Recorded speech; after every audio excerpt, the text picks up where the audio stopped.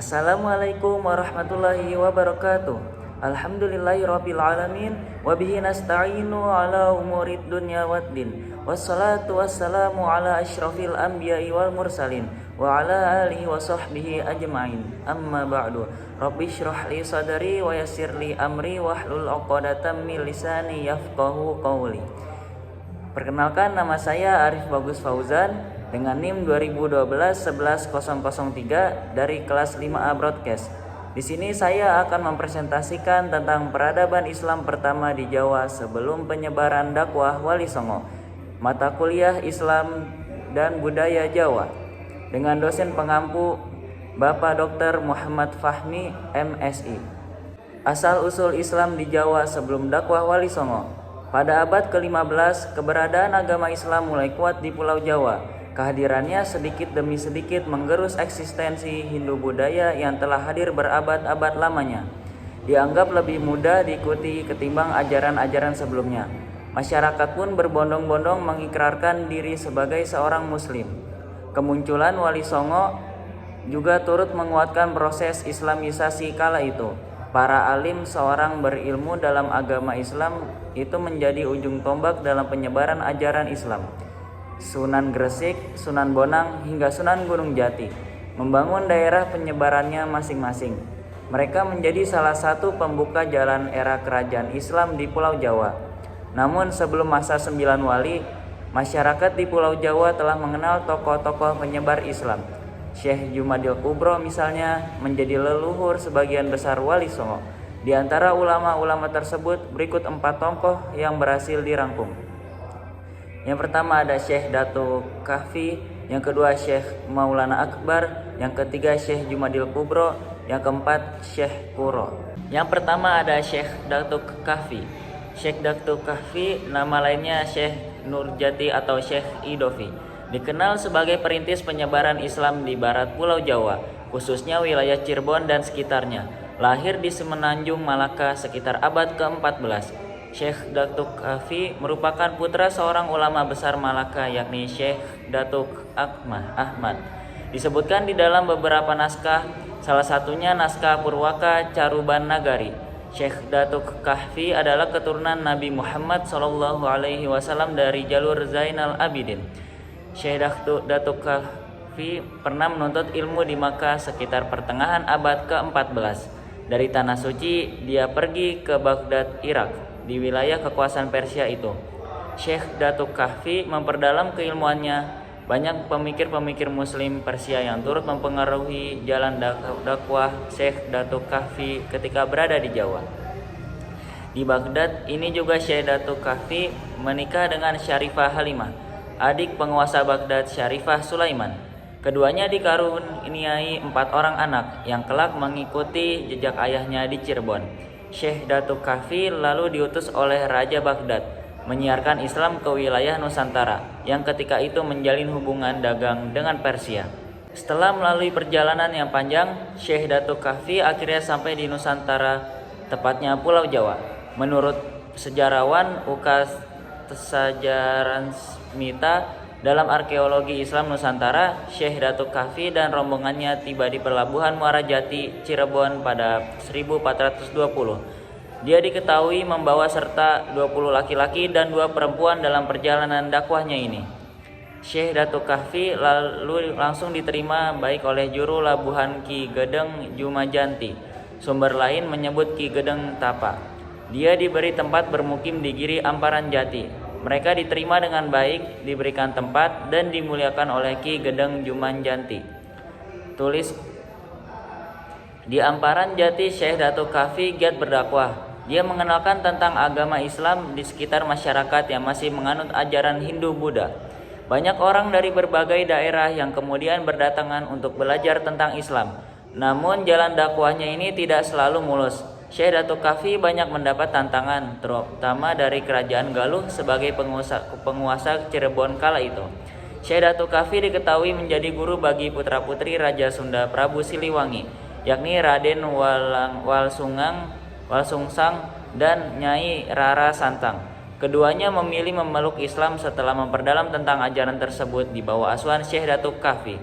Raden Walasungsang bergelar Syekh Duliman, lalu mendirikan tempat dakwah lain di Caruban Larang, tempat berdirinya Kesultanan Cirebon.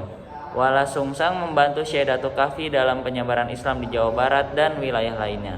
Yang kedua ada Syekh Maulana Akbar. Ulama lain yang menyebarkan ajaran Islam di barat Pulau Jawa adalah Syekh Maulana Akbar. Nama lainnya Syekh Bayanullah. Adik Syekh Datuk Kahfi ini banyak melakukan dakwah di wilayah Kuningan, Jawa Barat.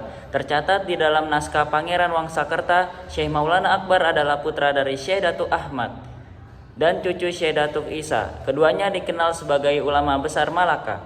Syekh Maulana Akbar datang ke Jawa setelah Syekh Datuk Kahfi membangun pusat dakwah di Amparan Jati, Cirebon. Sama seperti kakaknya, Syekh Maulana Akbar juga lahir di Malaka sekitar abad ke-14. Menurut cerita di dalam naskah Pangeran Wangsakerta, dia menimba ilmu di Makkah sejak usia remaja. Diketahui Syekh Maulana Akbar lebih dahulu tinggal di Makkah ketimbang Syekh Datuk Kahfi. Di sana dia mendirikan pondok dan dikenal masyarakat sebagai guru agama sekaligus saudagar. Menurut Bambang Irianto dan Siti Fatimah dalam Syekh Nurjati Syekh Datuk Kahfi, perintis dakwah dan pendidikan kedatangan Syekh Maulana Akbar di Kuningan bermula dari kunjungan murid Syekh Datuk Kahfi, Walasungsang dan Rara Santang ke Makkah. Dari interaksi itu dan berbagai cerita yang disampaikan Walasungsang terkait situasi di Nusantara, Syekh Maulana Akbar mulai memiliki keinginan untuk berdakwah ke Jawa mengikuti jejak kakaknya. Syekh Maulana Akbar juga sempat pergi ke Persia, sehingga banyak orang yang mengira kalau Syekh Maulana Akbar berasal dari Persia. Syekh Maulana Akbar tiba di Kuningan sekitar tahun 1450. Dia sempat tinggal di Cirebon bersama Syekh Datuk Kahfi, kemudian memutuskan membangun lingkungan dakwahnya sendiri di Kuningan. Syekh Maulana Akbar mendirikan pondok di Desa Sidapurna, Kuningan. Diceritakan sejarawan Edi SK Jati dalam sejarah Kuningan, dari masa prasejarah hingga terbentuknya kabupaten, Syekh Maulana Akbar menikah dengan Nyi Wandasari, cucu Raja Sunda Prabu Dewa Niskala di Kawali. Dari pernikahan itu lahir seorang putra bernama Maulana Arifin. Putranya inilah yang menggantikan peran Syekh Maulana Akbar dalam menyiarkan Islam di Kuningan. Setelah dirinya wafat, penduduk setempat mulai banyak masuk Islam atas upaya Syekh Maulana Akbar. Yang ketiga ada Syekh Jumadil Kubro. Syekh Jumadil Kubro dikenal sebagai guru para wali di tanah Jawa. Keturunannya kelak banyak memangku gelar Wali Songo. Sebagai para pendakwah Islam di Pulau Jawa, dalam Atlas Wali Songo disebutkan bahwa Syekh Jumadil Kubro merupakan ayah dari Sunan Gresik, kakek dari Sunan Ampel, dan kakek buyut dari Sunan Bonang dan Sunan Derajat. Syekh Jumadil Kubro lahir di sebuah desa di Samarkand, Uzbekistan pada pertengahan abad ke-14. Syekh Jumadil Kubro terlahir dengan nama Syekh Jamaluddin Al-Husain Akbar. Sejak kecil, dia telah mendapat pendidikan agama Islam yang baik dari ayahnya Sayyid Zainul Husain. Beranjak dewasa, Syekh Jumadil Kubro pergi ke India untuk belajar tasawuf dan ilmu agama lainnya. Kemudian Syekh Jumadil Kubro melanjutkan pencarian ilmunya ke Makkah. Berbagi ilmu keislaman diterimanya dari sejumlah ulama besar Makkah dan Madinah. Dalam buku Sejarah Islam Nusantara, Syekh Jumadil Kubro menikah dengan seorang putri dari Uzbekistan dan dikaruniai 3 putra, Maulana Malik Ibrahim, Ibrahim Asmarokandi, dan Maulana Ishak. Selain dikenal sebagai pendakwah, Syekh Jumadil Kubro seorang saudagar. Ketika sedang berada di Champa, dia berhasil mengislamkan penguasa di wilayah yang sangat kental dengan ajaran Hindu-Buddha. Di sana Syekh Jumadil Kubro menikahkan Ibrahim Asmarokandi dengan putri Raja Champa Dewi Chandrawulan. Perjalanan itu berlanjut ke wilayah Samudra Pasai di Aceh. Syekh Jumadil Kubro didampingi oleh putra-putranya saat berdakwah dan berdagang di Nusantara. Syekh Jumadil Kubro tiba di Jawa pada 1399. Dia langsung dihadapi dengan situasi politik kerajaan Majapahit. Ajaran Hindu-Buddha saat itu pun masih sangat kuat di wilayah Jawa. Untuk beberapa waktu, Syekh Jumadil Kubro melakukan pengenalan ajaran Islam secara perlahan dan sembunyi-sembunyi. Dia mengalami berbagai kesulitan dalam upaya islamisasi tersebut.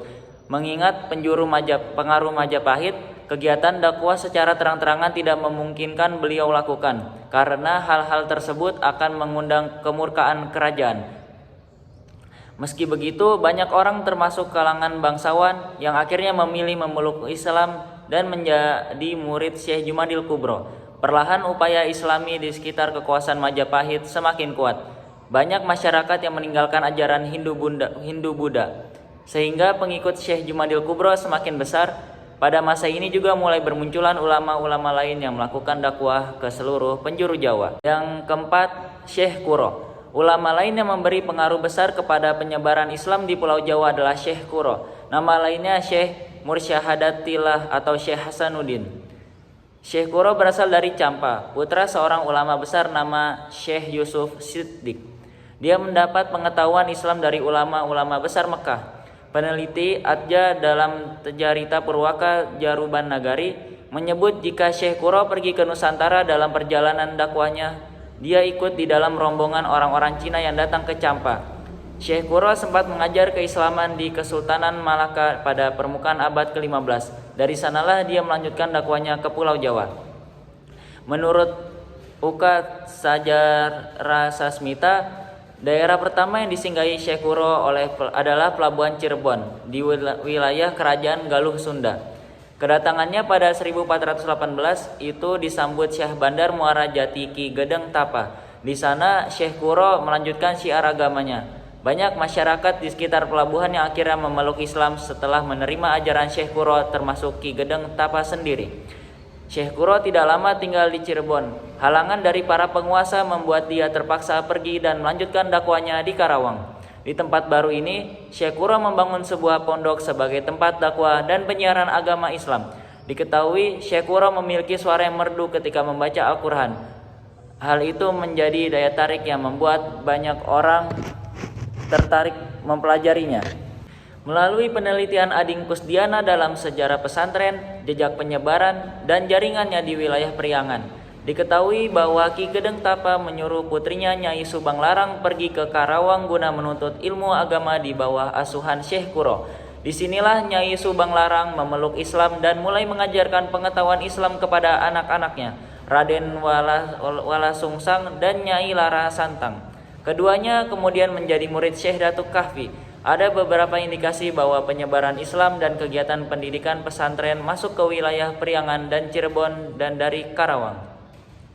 Sekian dari saya. Mohon maaf apabila presentasinya ada yang salah.